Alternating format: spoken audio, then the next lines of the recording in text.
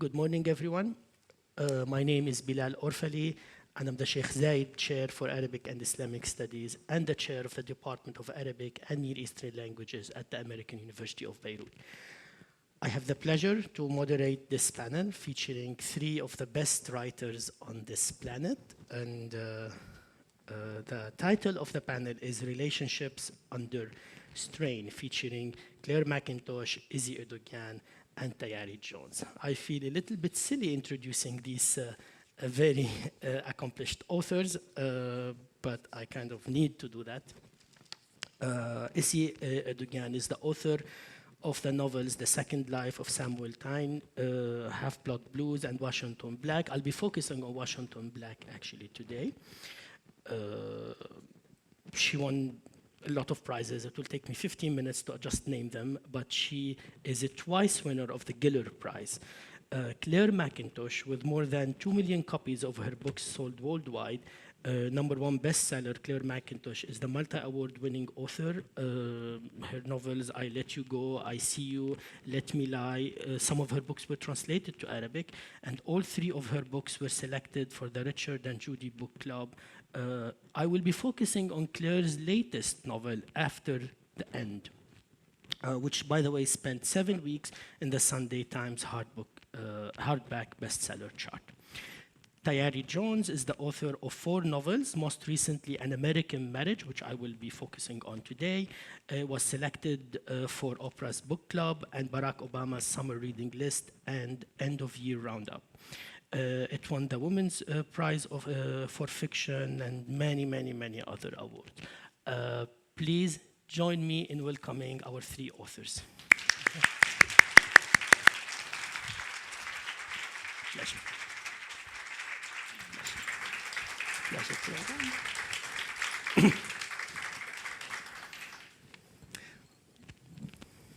Welcome, everyone. Thank you.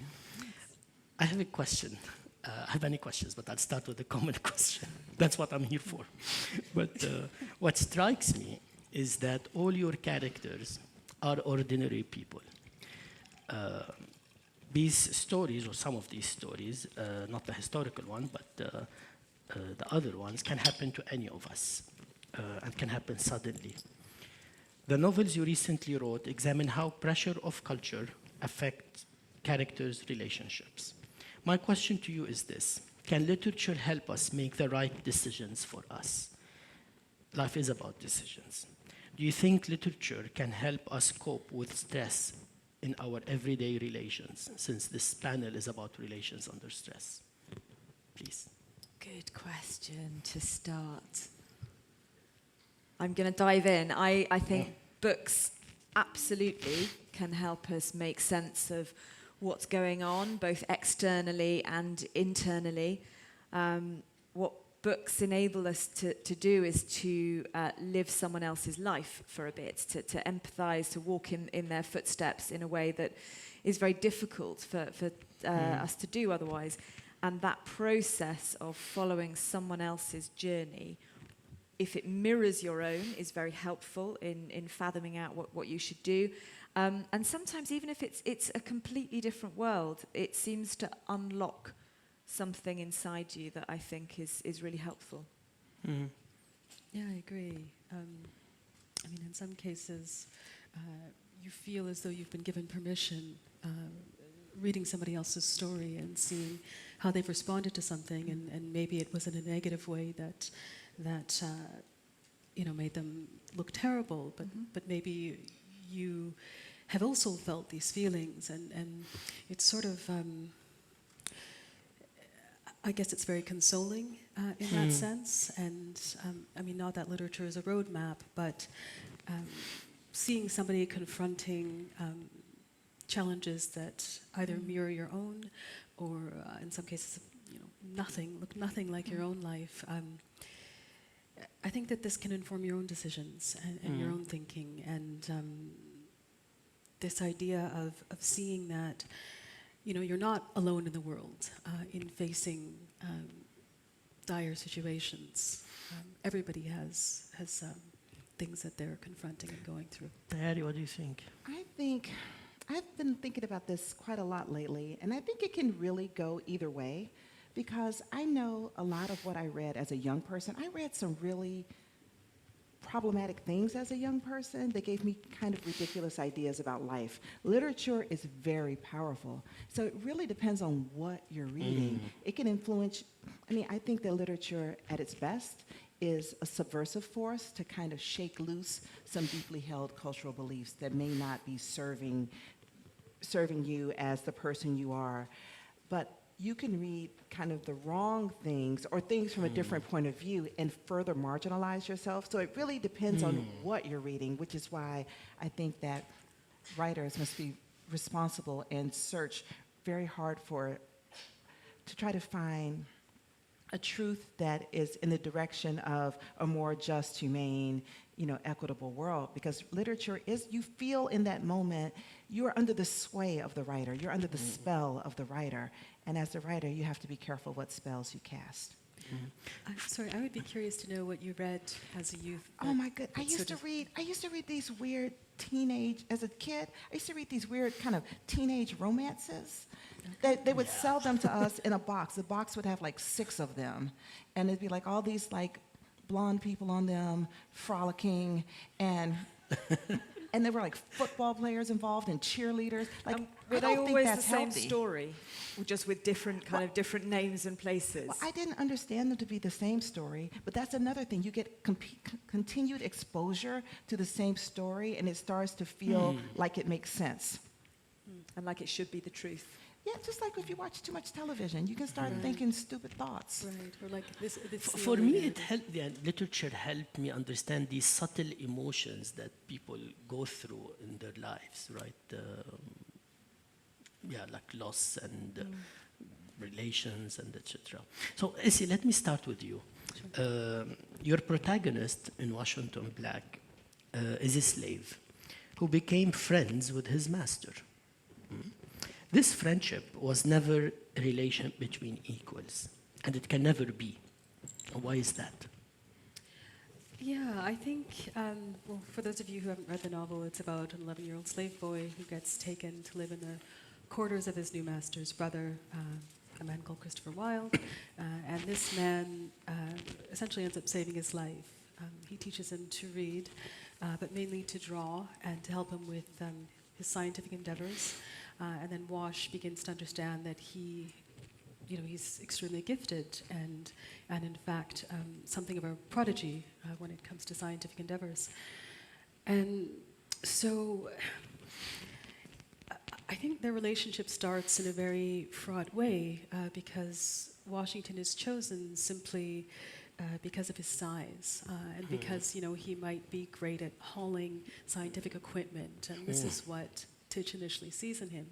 And so he's completely shocked to discover that here is a boy who is so gifted and so smart, and he would never have expected this of him when he first laid eyes on him. And so because of where their relationship started and also the circumstances of history, this being the 1830s, and this white man being essentially a kind of master, this can never be a relationship of equals. And the whole novel is exploring this. There are times when it seems like they're very much on an equal footing. They're very much like-minded men, but the gulf is too great. Tayari, Roy Hamilton is a young Southern black man who is going places, right? After college, he landed himself a good job and a wonderful wife named Celestial. She's also very ambitious and successful. But his life runs violently off the rails when he is convicted of a rape he didn't commit. And both know that he didn't commit rape. So there was no doubt about this. An American Marriage is a powerful, subtle, sad tale about the criminal justice system in America and the personal long-term consequences of its injustices. It's a tragic love story. Like all your other novels, it takes place in Atlanta. In one of your interviews, it struck me that you stressed the topos of the wife that waits for her husband, the Odyssey, right? like the Odyssey topos. For example, in a very recent interview also, you also named the Odyssey as a book that influenced you. Your female protagonist does not follow the steps of Penelope. She leads her own life. It's a feminist story as well. She cannot be owned as the third character in the love triangle declares in the novel. Can you comment more on her feminist characters? Have human relations changed since the Odyssey? When I was writing An American Marriage, and I said I was going to write a novel about a couple separated by wrongful conviction, there's an expectation then that this novel is going to be one strong woman's fight to free her man, right? You know, she's going to suffer beautifully because we really admire women to the extent to which they can suffer, and we call this strength. And I wasn't interested in that. I thought it was narratively, I thought it was boring. I thought that ideologically it was problematic. And also, where is the conflict in that? For a novel, you really need this kind of friction. And I came to write this plot because I saw a couple arguing in the mall. And the woman said to her husband, I think he was her husband, she said, "Roy, you know you would not have waited on me for 7 years." And I thought she was absolutely right. Of course he would not have waited on her for 7 years. And he did not say, "Of course I would." He said, "This wouldn't have happened to you in the first place." So he's also right. He's also right. So he felt like the question of reciprocity was irrelevant to him. And there was this idea that her role in mitigating his suffering was through this very traditional role. And I was really interested in how does that feel today? And one, do real people still do it? And what are the consequences of not doing it? And what does that mean for gender? And is feminism considered to be a luxury that can only happen when times are good? Because in their marriage, when they first get married, they have these ideas of being a modern couple. But once he goes to prison, everybody shuts down that and say they need her to be in the Penelope model. But if that means that, and then when I was researching marriage, I looked at novels about women who leave marriages, and they were almost all novels by middle-class white women who were just like, I don't feel the way I think I should feel, and I want to go, I don't know, eat, pray, love, whatever she wants to do. Live. But novels by black women only left a marriage if it was violent. She had to be running for her life. There was no sense of just wanting to be happier. Thank you. Claire, after the end is a story of Pip and Max, parents to Dylan, who is critically ill with a brain tumor. It is a devastating and yet life-affirming story of the truly transformative power of love that a parent has for a child and the length that they will go for them. I must admit that you shocked me in this book. I expected a thriller when I first started reading it, especially that it starts with the court, but you also touched me deeply. Everyone in this room has suffered loss of a thing or a beloved or a loved one, so we all suffer loss. You say also that this book is not just about death, it's about life too. It's about getting better and about building your life after loss. And we've all been to these places, these emotional places. One of the characters in the book declares, "In grief, I feel you might have to go through your own journey." Why is that? Can literature help? Yes, literature does help, both reading it and writing it. So grief is something I think about an awful lot. It's been a part of my life for a very long time. My son died in 2006. And so it's very difficult for me to think about living as an adult without grief. It's a thread that runs through it. And in the early days, reading about grief, reading about other people's grief, was a really good way of working through some of those emotions that actually were too painful to think about. I couldn't really listen to my own thoughts on it, but I could read other people's, and so that was a great help. And in writing about it, many years later, so 12 years later, I eventually wrote the book that I'd wanted to write all those years previously.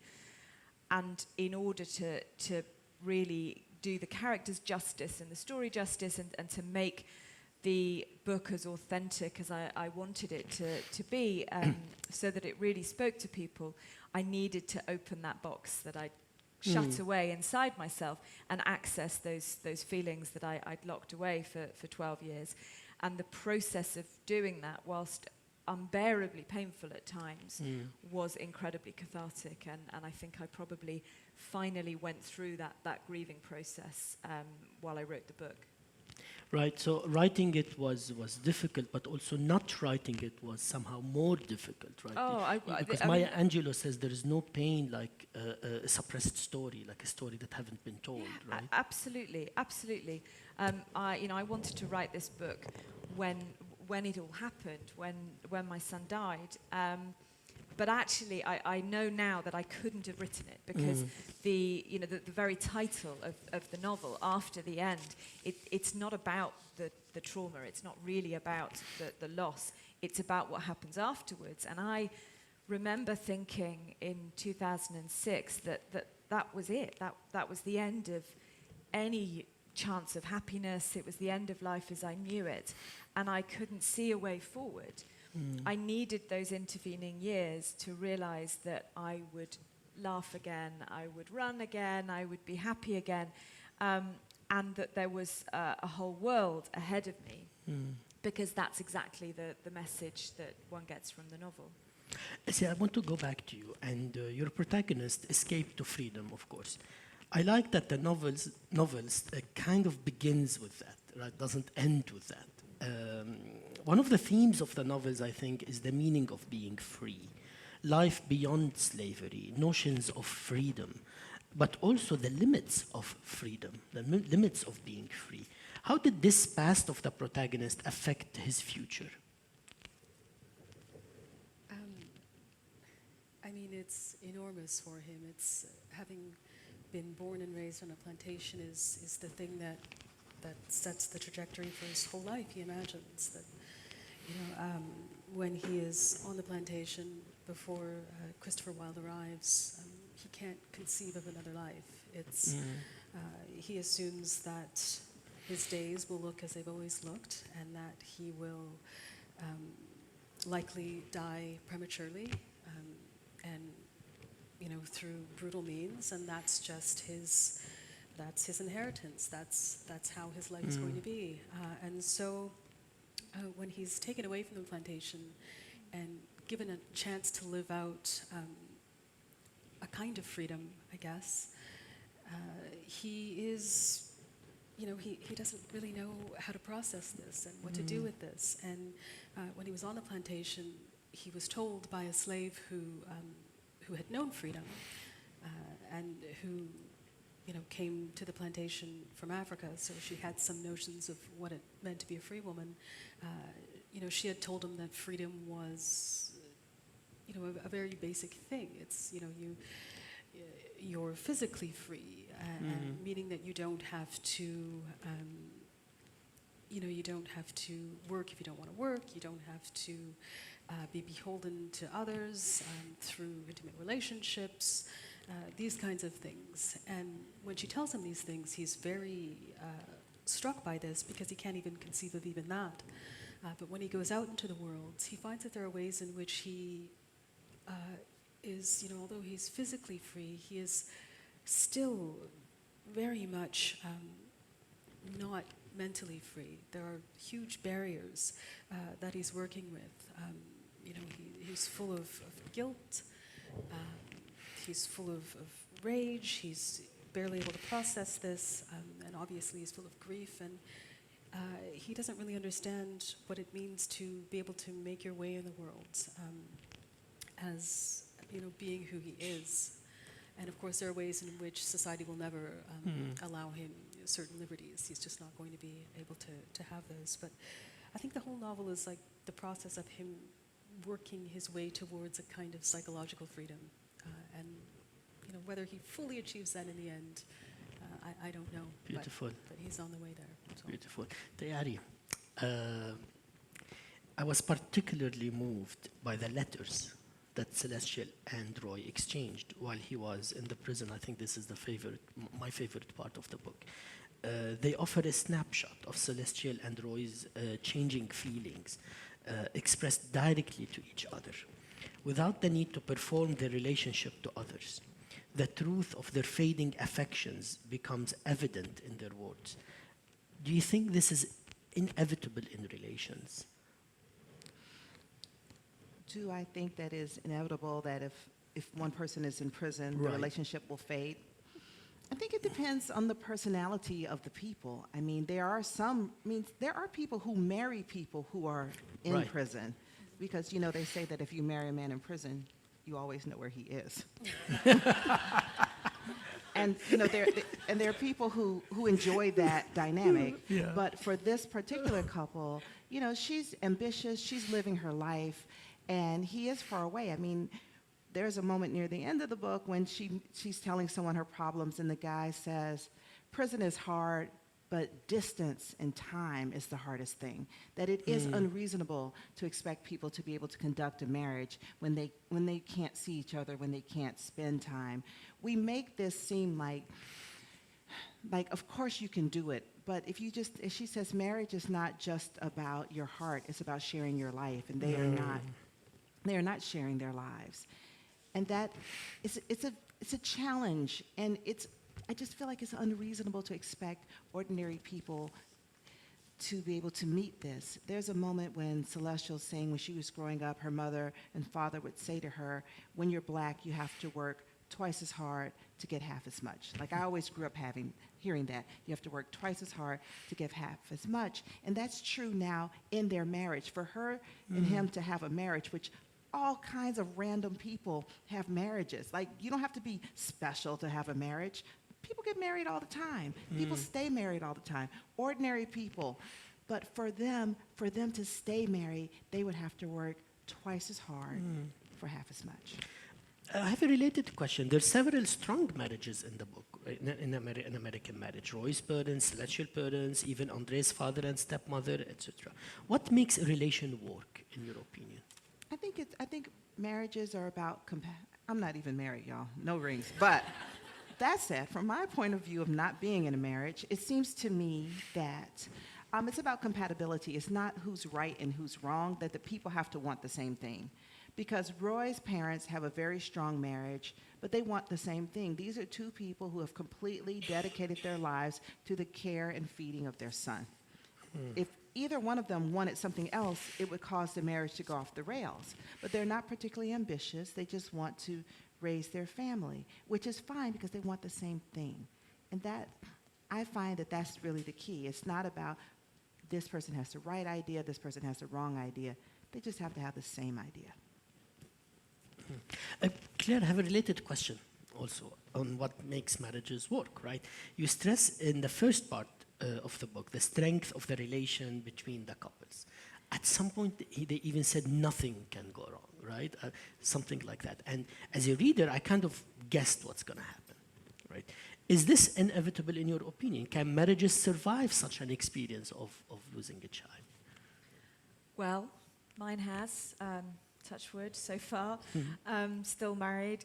It's really tough. It's tough to go through an experience like that. And in the novel, it's compounded because we're not just talking about the loss of a child. What happens to Pip and Max, the couple in After the End, is that they disagree on the most fundamental of things. They disagree on whether their son should live or die.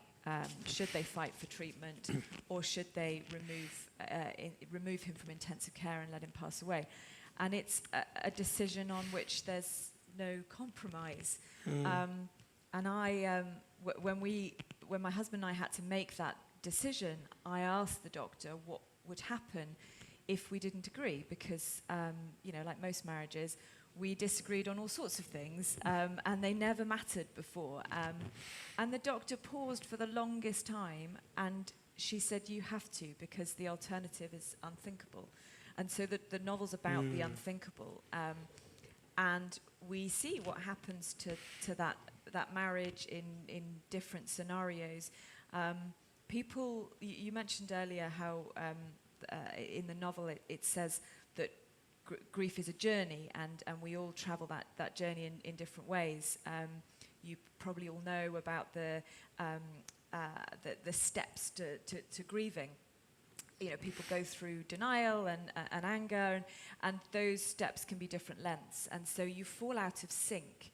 And Tayari just talked about wanting the same things, you know, to sort of traveling in the same direction. And I think what grief does is it derails that, because suddenly you're both traveling a path at different stages. You're going in the same direction, but at different speeds, and that puts you out of sync.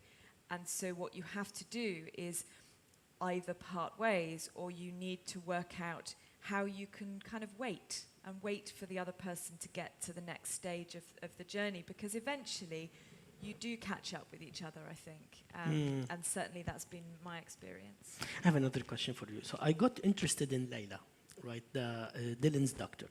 We often focus on the parents' pain and ignore the relations formed between nurses, doctors, and the ill kids. I have a cousin who takes care of ill kids, and she often tells me how she feels. Can you tell us more about this? Why did you get Layla out or off the novel in the second part, except for a few occurrences, right? While the first part was also about her story, right? So Layla is the intensive care pediatrician who looks after this boy, Dylan, in the first half of the novel. She's an Iranian doctor. I loved writing her, and I spent far too long researching her, working with an Iranian teacher, learning about Persian food and culture, and I wrote far too much, and my editor made me take out about 25,000 words because I'd sort of gone down a rabbit hole of her story. So I'll be returning to her, I think, at some point. She's very present in the first half of the novel, because the first half of the novel takes place in hospital or around hospital. She can't really be present in the second half because it's this bizarre scenario, I suppose, where you're in intensive care. Your entire life revolves around that one ward. You know, as parents, you don't go anywhere else, and so the doctor is there all the time, and every decision that has to be made, every update, they are your sort of personal god for those months that you're in hospital. And then you leave, either with your child or without your child, and you don't see that doctor again, ever. And I thought about our doctors all the time, but I have no idea where they are now, what they're, whether they ever think about the children, whether they think about my child, the other children that they had. And I wanted to reflect that in the novel, that we have an almost abrupt departure. We're torn out of her life because those parents no longer have that contact. So we do see her again. We do find out a little bit about what happens to her, but it is almost a bereavement in itself. Thank you. Esi, you mentioned that the biggest challenge of post-slavery is restoring broken family relations, right? Family relations. Can you tell us more about this? Well, obviously, I think one of the most damaging things psychologically for slaves were these abrupt disconnections that happened with families. I mean, certain members would be taken, certain members would be sold away from plantations. People were not living in what we think of as traditional family units. And this was really, I think, the main psychological warfare and lasting trauma of slavery, because you do have a sense that you are any kind of a love relationship or a deep connection that you're making, that there's always a risk implicit in it, and that this person will very likely be at some point completely lost to you. And so what kind of true connections can you be making in the face of that? It's, I think it's something where, and we're still living with this, with the prison system, right? That these connections are being broken and whole families are being torn apart, and that this is creating untenable situations. Thank you. One thing that I really liked about this novel in particular is that it's not just historical, right? I mean, you do not focus on the historical events in as much as you focus on what happens to people during and in reaction to these events. Do you want to comment on your approach to historical writing? Because you wrote more than one historical novel, right? So your approach to that. Yeah, I think I've written only historical novels, it seems. And when I set out to write books, I never thought I would be a historical novelist. It wasn't, my idea when I heard the words historical novel. I just thought, oh my God, I thought of bodices. I thought, this is not something I'm at all interested in. But it so happens that I guess I am. And I think part of how I come to these stories, though, it's always through some kind of a sideways approach. For Washington Black, it started with a footnote in a book that I was reading about Victorian England, and then reading a story by Borges, and linking those things, and then wanting to explore the life of this 11-year-old slave that Washington was based on. And for Half-Blood Blues, again, it was another footnote. And I think, for me, my approach to all fiction is to want to explore the inner lives of people. And so I'm not so much interested in the whole historical context, and that's something that comes later, and that I have to build, and I have to create these worlds, and I have to do the research. But it always starts with the human being at the center of those stories. And with the footnotes. I'm a scholar. I always tell my students, you have to read the footnotes. Yes, They're exactly. more That's important the than most the text. interesting. Start with the footnotes, then the text. Tayari, I want to go back to you. There has been, rightly, a lot of attention on life in prison, right? There has been less of a focus on the partners who are outside, suffering silently. Can you talk about the choice to center this book on Celestial? Because it could have been otherwise, right? To make it about her experience as much as maybe even more so than Roy's. Well, I was just thinking of what you just said about how the prison system does mirror the slave system, in that families are torn apart. And just like in the slave system, the idea was like, these people who are enslaved don't have the same needs of other families. In the case, it's simply a matter of, because they are black.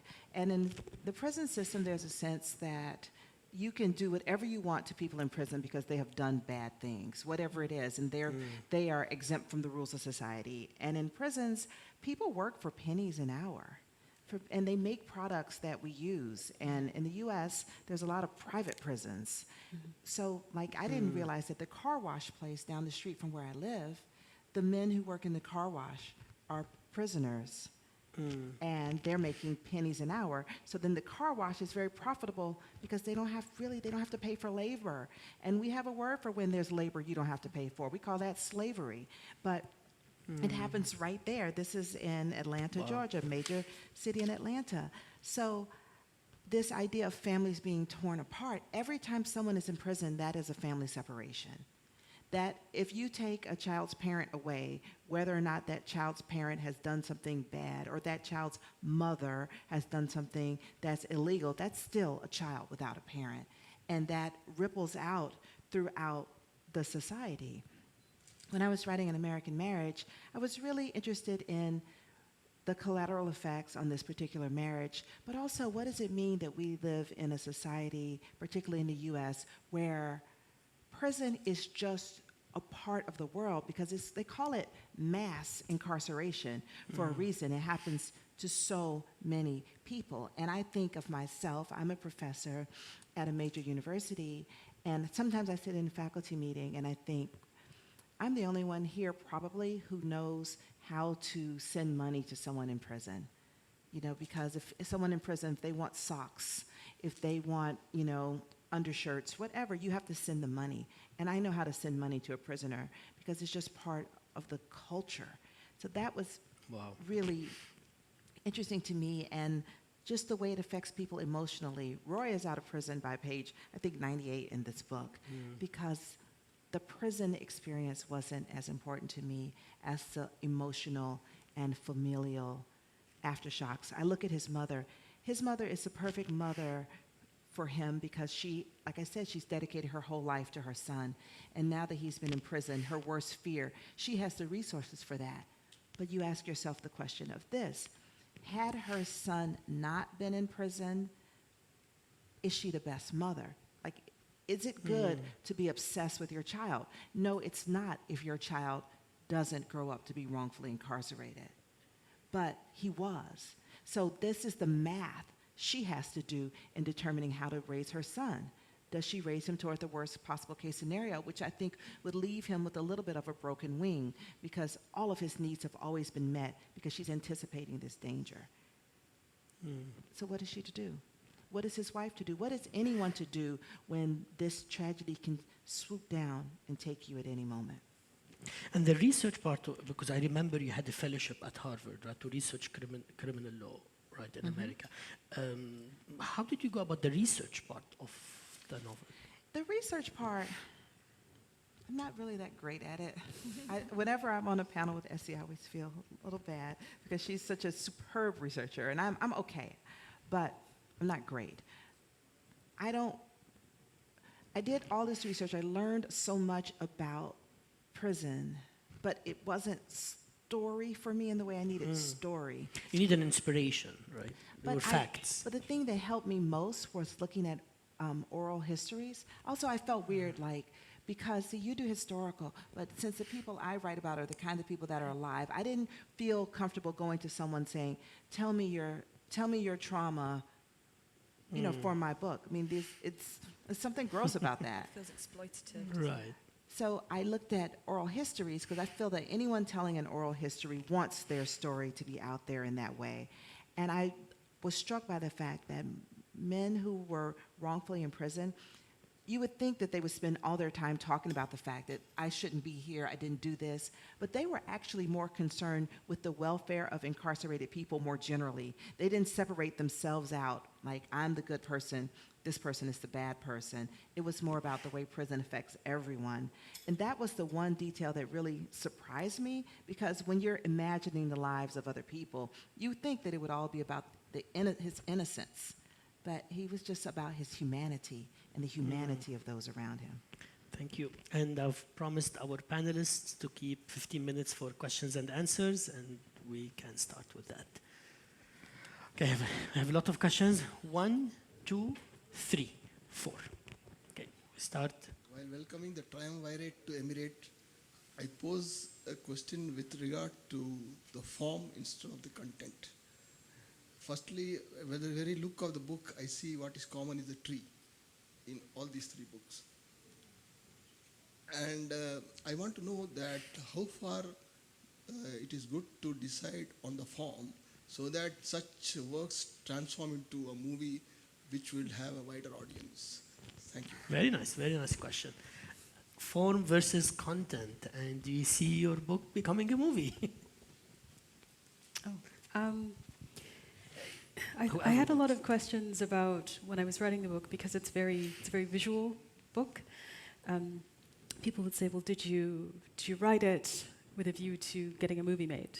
Which I always think is a very strange question, because I don't know many literary novelists who start with that. Maybe Cormac McCarthy's All the Pretty Horses would be the exception. But no, this isn't something that I have going through my mind. I'm trying to visualize everything and trying to appeal to the senses and to remember to write about smells and taste as well as the visual world.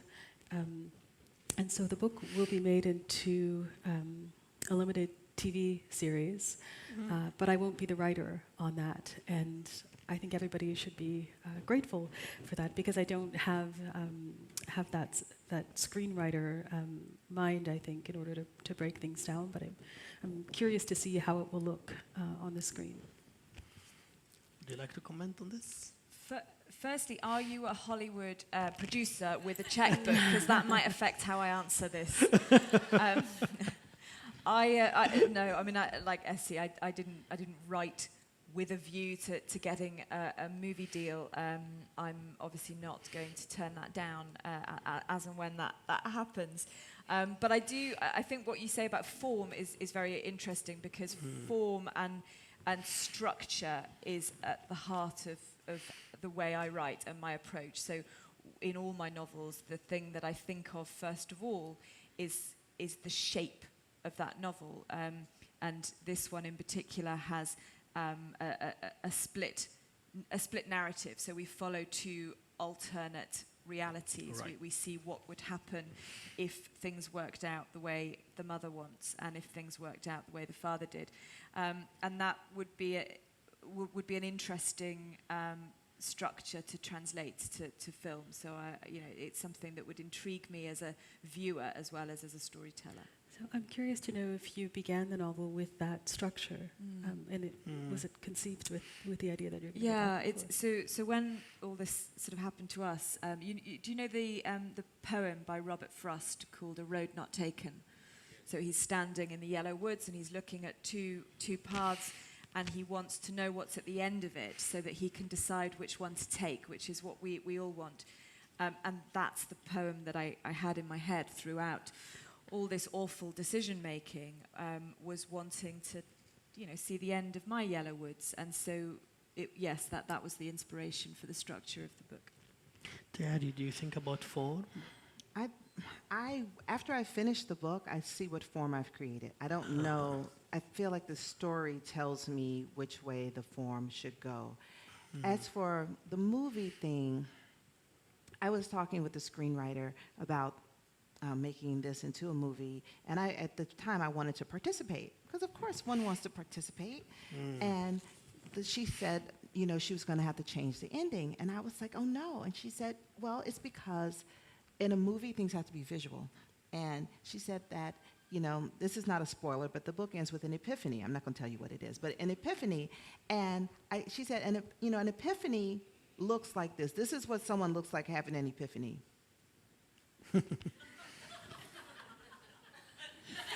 She's like, that cannot be the end of a movie.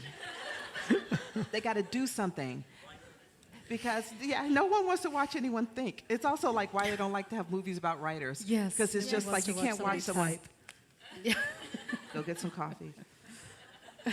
That's not a movie, right? And so when she told me that, I was like, oh, I see. It's an entirely different thing than what I'm used to. Because think of how much time you spend trying to, how does the person think? How do they feel describing it? But in a screenplay, they got to go do something. And so with that, I politely bowed out, and I am eager to see what it will look like. We have two questions, the ladies in the front, and then the young man, and then you. Okay. Hi. So you were talking about relationships under strain, and I think Tayari, you mentioned that you need to have some friction in order for the story to be interesting and compelling. And whenever we, in normal life, when you look at relationships, understand if you're involved in it or if you see it happening, so a normal kind of instinct would be to turn away from it and not want to see it, bury your head under the sand, or try to change it for the better.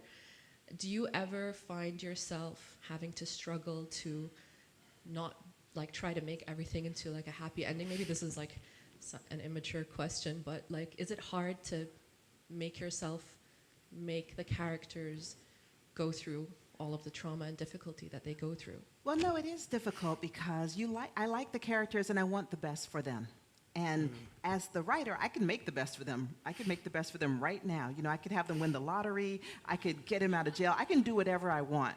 And I have to restrain myself Right. because I like to think that people experiencing the situation, I would like them to find a way forward with hope, but I also have to make them find a way forward that would be reasonable and realistic for them, because to show someone a happy ending that they can't achieve, that's also just taunting them. So you have to think about how could they find their way out. But at the same time, I try never to write a story that is devoid of hope, because I imagine if someone is living the life I'm writing about, I don't want to distress them further. But it took me a whole year on the last 50 pages of this book to try to find a way forward that was believable and hopeful. But I felt that was my obligation. And I felt like the characters had been through so much that I owed them something. I think the more they suffer, the more I feel obligated to provide just a balm. I was personally worried how the book is going to end. I was stressed out. Right? I was stressed out too. I But then thought somebody I'm was happy going to with the get. I ending. thought someone was going to get killed. I was like, oh no, oh no, oh no. It was very stressful. But I would say I'm happy about the ending, which I'm not going to say. Yeah, I feel like they always worked it felt out. that you come close and you listen to your characters rather than direct them in a certain way. It is you have to let go of that control, because you have to kind of let, just like with life, you have to kind of let it unfold. Sometimes they go too far though, and I walk it back. I'm like, okay, Yeah. that's too much. Come back. And then you can flirt around with too much drama in a scene. Like there is an axe involved. Like whenever you have an axe in a scene, it can go off the rails. Yeah, Yes. of course. So I had to get the axe. I was like, no, it's too much. So, because my impulse, I do the most. Like my impulse is just, it's too much. My personality, sometimes it's just too much for the story. And I do just have to like turn down the volume on it a little bit. The lady on the second row. Hi, actually my question to Clare. Yesterday I attended a session about death in the Arabic literature and how religion and culture and heritage affected authors in writing about death. And you are from the other side of the world. How your religion, European heritage and culture affected you in the way you write or you wrote about death? Wow, that's a big question. Right. A big question, quite a personal thing to think about. Do you know what? I'm genuinely not sure I can answer this. Can we talk afterwards? I'd love to talk to you about this, but I need a bit of time. Would that be all right? Come I and would see me love to. afterwards. I'd love to talk to you. I would love to. Thank you. Comments from... Beautiful. I'm Thank very you. honest. Thank you. The young man in the second row. Sure. Esi, my question's for you. So in the story, Walsh gets a little obsessed, actually, in terms of finding and coming sort of to some closure with Teach, to the point that it sort of affects his relationship with Tanner. And she conveys that to him. Do you sometimes find a conflict in thinking, when you're writing what Tanner is saying, you're thinking, actually, this is really good advice. Like, you should really listen to this. And is there then a conflict in where you want the story to go? Yeah, and when I was writing her objections, they were kind of my objections too. Like, your whole life is being derailed because you are obsessed with getting an answer to the question of your origins, and that this is something that, for obvious reasons, is too great an answer to be like a real concrete thing that you're going to get. But I also understood that he was somebody who needed to go through the motions of continuing to search and continuing to try and get that answer. But I also knew that it was an answer that he would never get. And so I've had a lot of questions about the ending, where readers have said, this is very open-ended. Somebody said the other day, couldn't you have just ended it with a marriage with Wash and Tana, just getting together and having a marriage?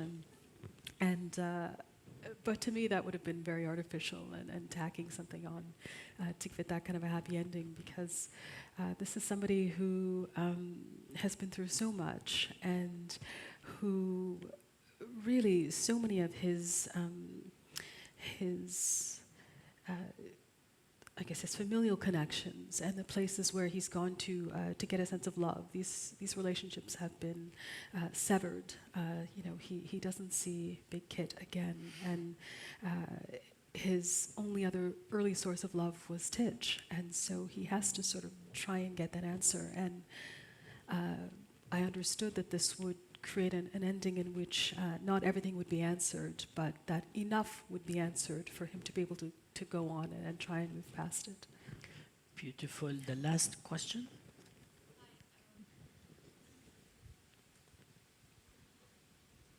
Hi, Claire, I have a question for you. My name is Sadia, I'm from Pakistan. I can totally relate to your story because I lost my father last year in Pakistan. And in the end, we were at the same point where we had to decide either we keep him on the intensive care or we let him pass on. And I had a difference with my brother because he wanted to wait. But it's been a year. Every day I go through a different war inside me. Was that a right decision to make? Or was the person whom we were making the decision about, what did he want? I still can't find answers. Oh, Sadia, I'm so sorry. I'm so sorry for your loss. But my question is, do you go through the same thing? Did you went through the same thing? Every day, Sadia. And how did you cope with it? I mean, so I remember talking to my father the day that we were asked to make this decision. My father was a doctor, and it must have been a very hard conversation for him to have about his grandson, but he did it as a doctor, as a professional, not as a grandfather and a father. And he said, you need to think about this decision in relation to the person you're making it for. It's not about you, it's not about the siblings, it's not about anybody else, it's about what is the life that this person wanted. And I knew, actually, so the decision that we made was to remove intensive care, because we realized that in keeping my son alive, we would be doing that for us, not for him. The life that we would be giving him was not a life that I would want to live, and I didn't feel it was a life that he would want to live. But the what-ifs are always there, and they're there when I read articles about miracles, about children that were never expected to come through, or adults that were never expected to walk or talk, and here they are, running marathons, and it hurts. It really hurts. But we're still here. We're still standing. I hope your relationship with your brother is okay, and you're still strong. It does get easier. I'm 13 years on, and I promise you it gets easier. And the book is about that, is about getting better, I actually. bought your book, so definitely I'm going to read this. The book is about getting better. It's about life. So that brings us to the end of this session. But before you head off for the book signing, which will take place in the lobby, I would like to thank the AV team, volunteers and translators. It's never an easy task, trust me. Our title sponsor, Emirates Airline, our founding partner, Dubai Culture, our present organization, Emirates Literature Foundation, our session sponsors, and of course the speakers. This was wonderful, and most of all, you, the audience. And Thank our you. moderator. Thank you. Thank you.